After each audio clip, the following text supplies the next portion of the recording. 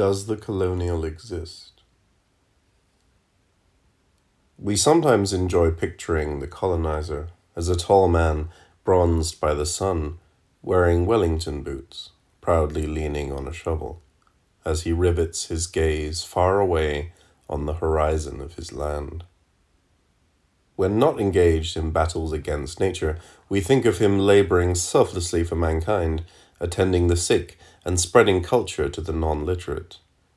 In other words, his pose is one of a noble adventurer, a righteous pioneer. I don't know whether this portrait ever did correspond to reality, or whether it was limited to the engravings on colonial banknotes. Today, the economic motives of colonial undertakings are revealed by every historian of colonialism. The cultural and moral mission of a colonizer, even in the beginning, is no longer tenable.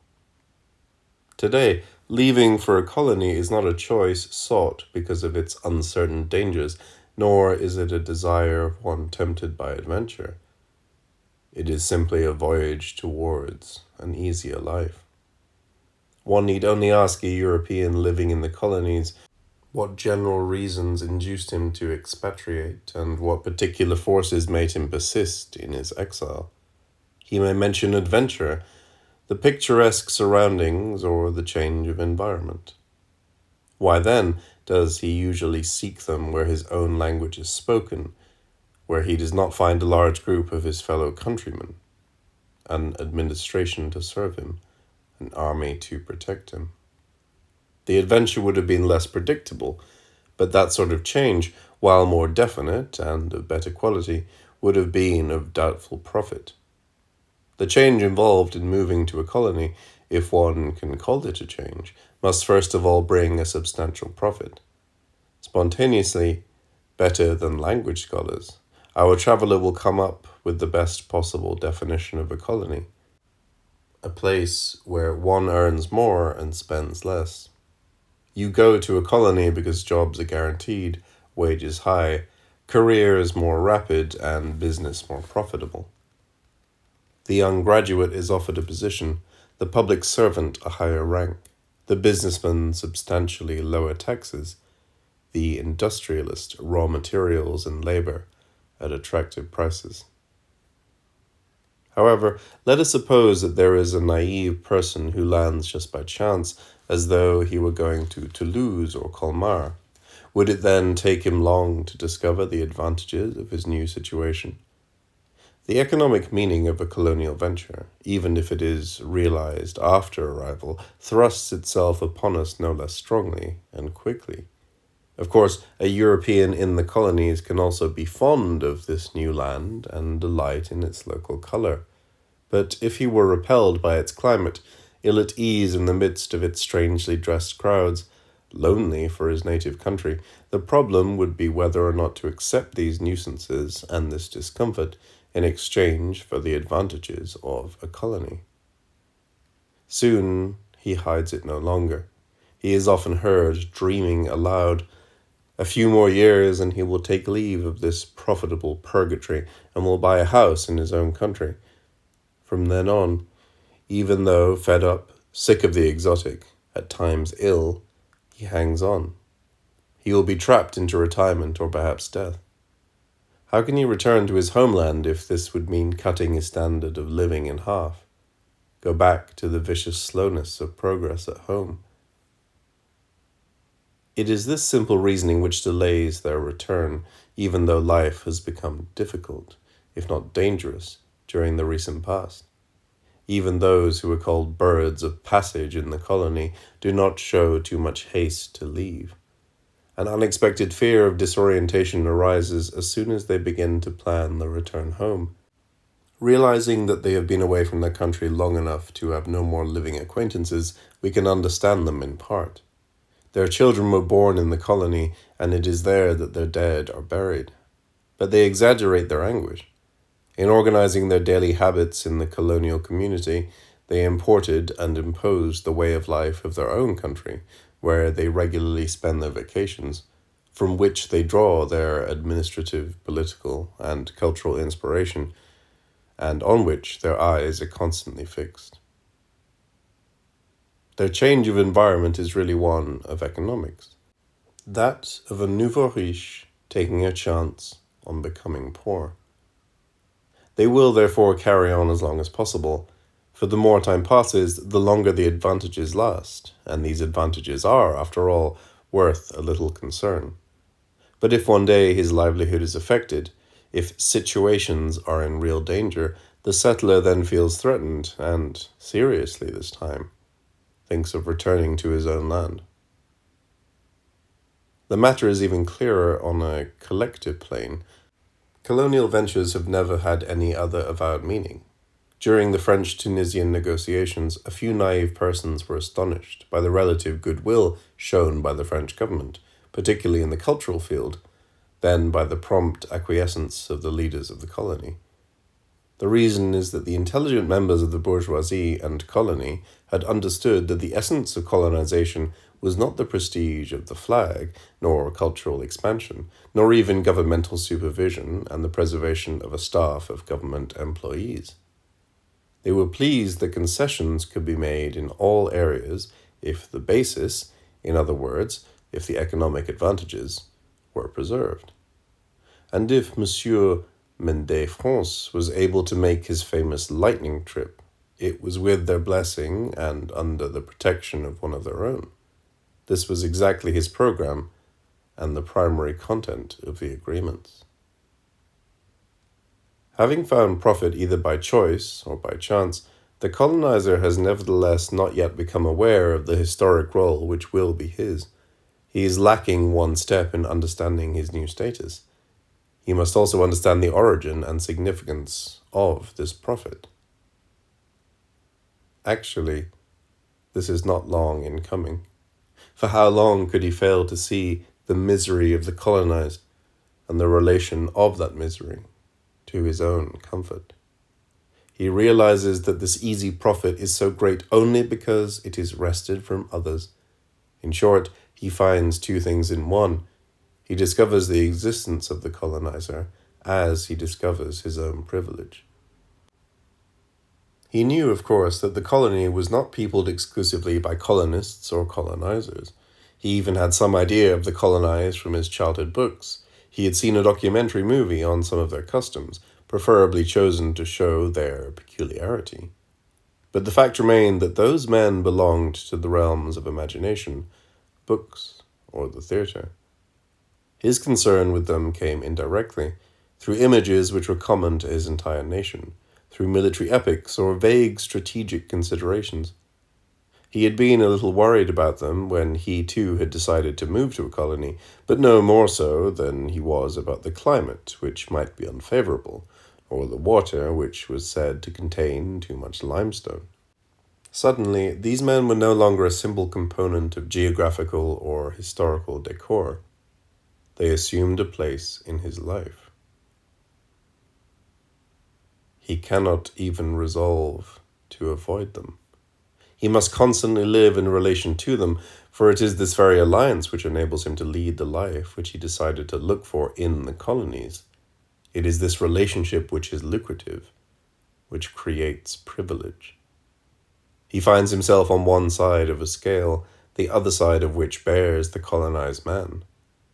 If his living standards are high, it is because those of the colonized are low. If he can benefit from plentiful and undemanding labor and servants, it is because the colonized can be exploited at will and are not protected by the laws of the colony. If he can easily obtain administrative positions, it is because they are reserved for him, and the colonized are excluded from them. The more freely he breathes, the more the colonized are choked. While we cannot help discovering this, there is no danger that official speeches might change his mind, for those speeches are drafted by him or his cousin or his friend. The laws establishing his exorbitant rights and the obligations of the colonized are conceived by him. As for orders which barely veil discrimination or apportionment after competitive examinations and in hiring, he is necessarily in on the secret of their application, for he is in charge of them. If he preferred to be blind and deaf to the operation of the whole machinery, it would suffice for him to reap the benefits. He is then the beneficiary of the entire enterprise. It is impossible for him not to be aware of the constant illegitimacy of his status. It is, moreover, in a way, a double illegitimacy. A foreigner, having come to a land by the accidents of history, he has succeeded not merely in creating a place for himself, but also in taking away that of the inhabitant, granting himself astounding privileges to the detriment of those rightfully entitled to them. And this not by virtue of local laws, which in a certain way legitimize this inequality by tradition, but by upsetting the established rules and substituting his own. He thus appears doubly unjust. He is a privileged being and an illegitimately privileged one, that is, a usurper. Furthermore, this is so not only in the eyes of the colonized, but in his own as well. If he occasionally objects that the privileged also exist among the bourgeois colonized, whose affluence equals or exceeds his, he does so without conviction. Not to be the only one guilty can be reassuring, but it cannot absolve. He would readily admit that the privileges of privileged natives are less scandalous than his. He knows also that the most favored colonized will never be anything but colonized people. In other words, that certain rights will forever be refused them, and that certain advantages are reserved strictly for him. In short, he knows, in his own eyes as well as those of his victim, that he is a usurper. He must adjust to both being regarded as such and to this situation. Before seeing how these three discoveries, profit, privilege, and usurpation, these three developments of the colonizer's conscience, will shape his appearance, by what mechanisms they will transform the colonial candidate into a colonizer or colonialist, we must answer a frequent objection. It is often said that a colony does not contain only colonists. Can one talk of privileges with respect to railroad workers, minor civil servants, or even small farmers, who will probably live as well as their counterparts back home? To agree on a convenient terminology, let us distinguish among a colonial, a colonizer, and the colonialist. A colonial is a European living in a colony but having no privileges, whose living conditions are not higher than those of a colonized person of equivalent economic and social status. By temperament or ethical conviction, a colonial is a benevolent European who does not have the colonizer's attitude toward the colonized. All right. Let us say right away, despite the apparently drastic nature of the statement, a colonial so defined does not exist. For all Europeans in the colonies are privileged. Naturally, not all Europeans in the colonies are potentates or possess thousands of acres or run the government. Many of them are victims of the masters of colonization, exploited by these masters in order to protect interests which do not often coincide with their own. In addition, social relationships are almost never balanced. Contrary to everything which we like to think, the small colonizer is actually, in most cases, a supporter of colonialists and an obstinate defender of colonial privileges. Why?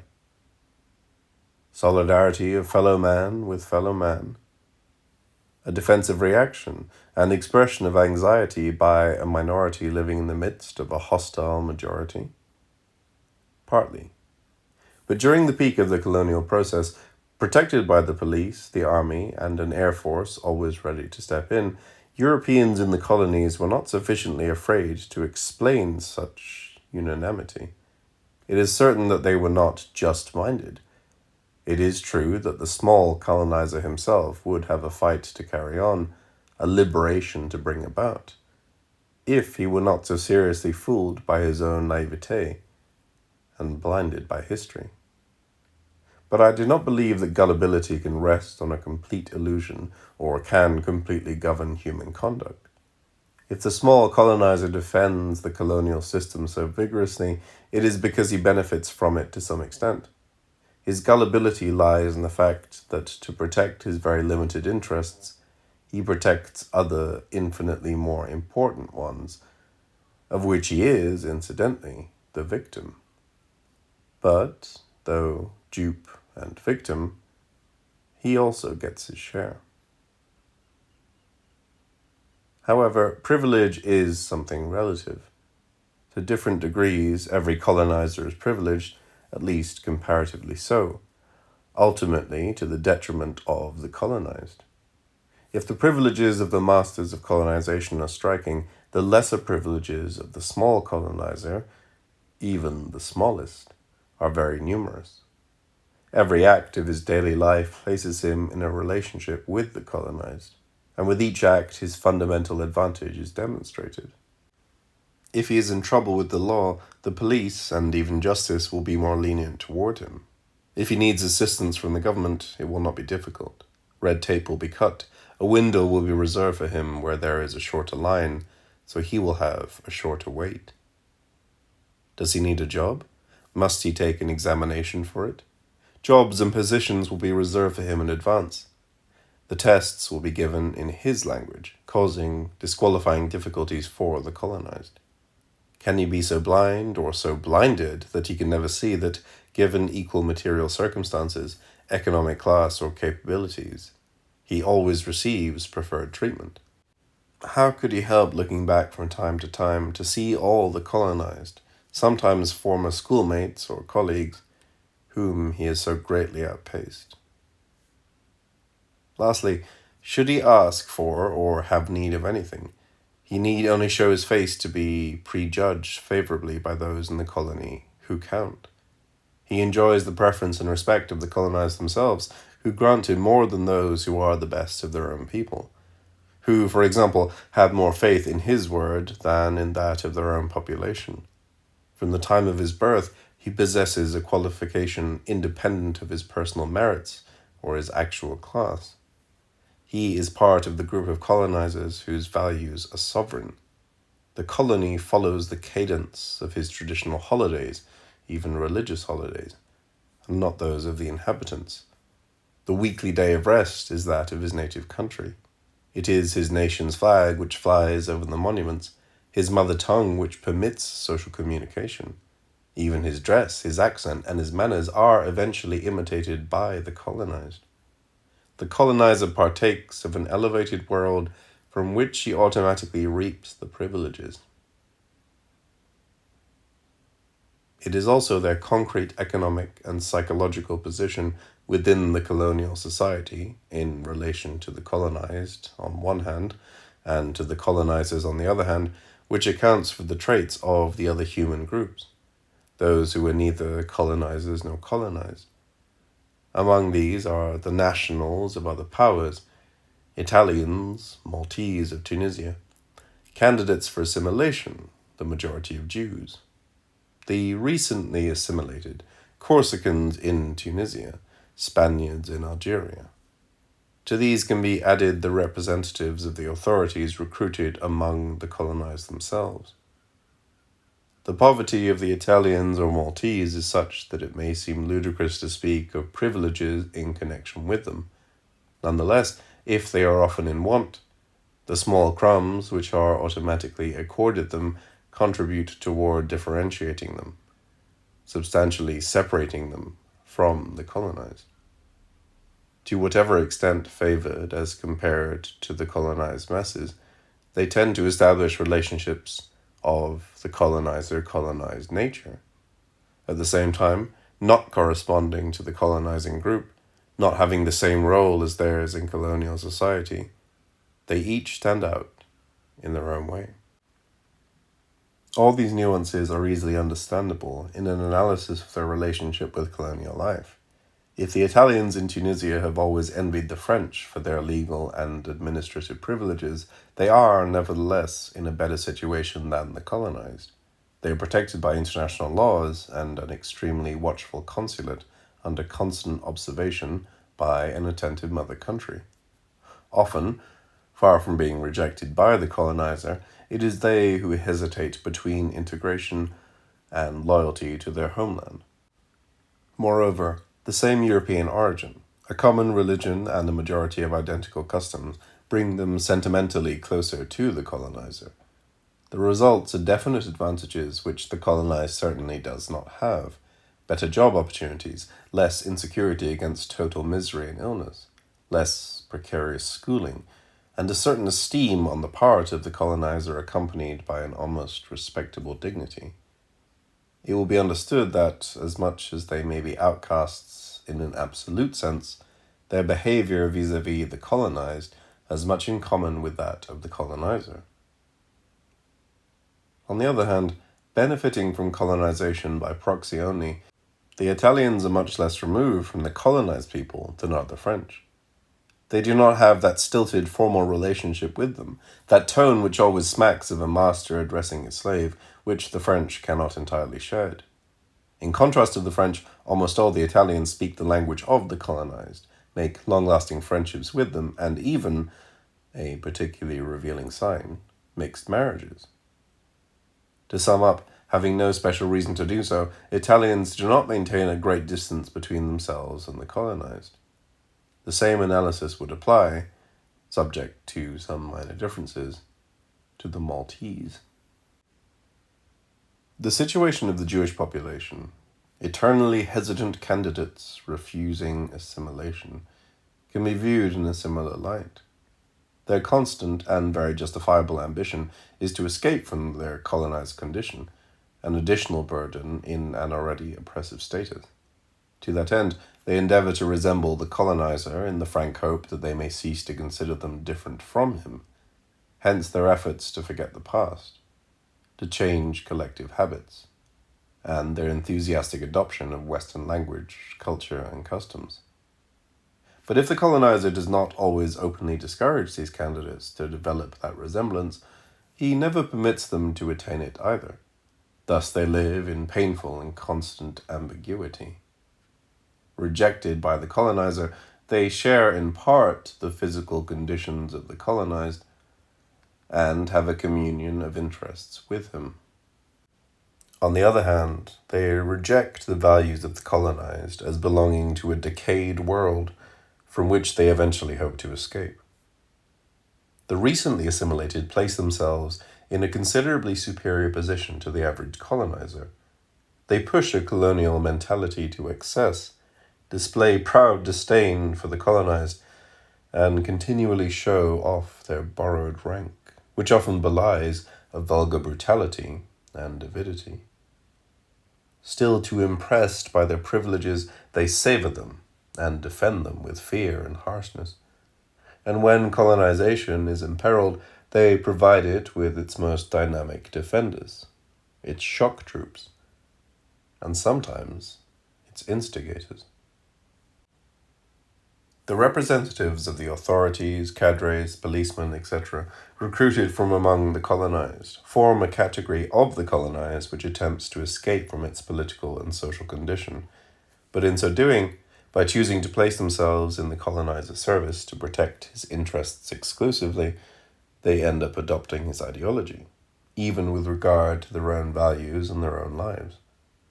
Having been fooled to the point of accepting the inequities of his position, even at times profiting from this unjust system, the colonized still finds his situation more of a burden than anything else. Their contempt may be only a compensation for their misery, just as European anti-Semitism is so often a convenient outlet for misery. Such is the history of the pyramid of petty tyrants. Each one, being socially oppressed by one more powerful than he, always finds a less powerful one on whom to lean, and becomes a tyrant in his turn. What revenge and what pride for a non-colonized small-time carpenter to walk side by side with an Arab laborer carrying a board and a few nails on his head. All have at least this profound satisfaction of being negatively better than the colonized. They are never completely engulfed in the abasement into which colonialism drives them. The colonial does not exist, because it is not up to the European in the colonies to remain a colonial, even if he had so intended. Whether he expressly wishes it or not, he is received as a privileged person by the institutions, customs, and people. From the time he lands or is born, he finds himself in a factual position which is common to all Europeans living in a colony, a position which turns him into a colonizer. But it is not really at this level that the fundamental ethical problem of the colonizer exists, the problem of involvement of his freedom, and thus of his responsibility. He could not, of course, have sought a colonial experience, but as soon as the venture is begun, it is not up to him to refuse its conditions. If he was born in the colonies of parents who are colonizers themselves, or if, at the time of his decision, he really was not aware of the true meaning of colonization, he could find himself subject to those conditions, independent of any previous choice. The fundamental questions are directed to the colonizer on another level. Once he has discovered the import of colonization and is conscious of his own position, that of the colonized and their necessary relationship, is he going to accept them? Will he agree to be a privileged man and to underscore the distress of the colonized? Will he be a usurper and affirm the oppression and injustice to the true inhabitant of the colony? Will he accept being a colonizer under the growing habit of privilege and illegitimacy, under the constant gaze of the usurped? Will he adjust to this position and his inevitable self-censure?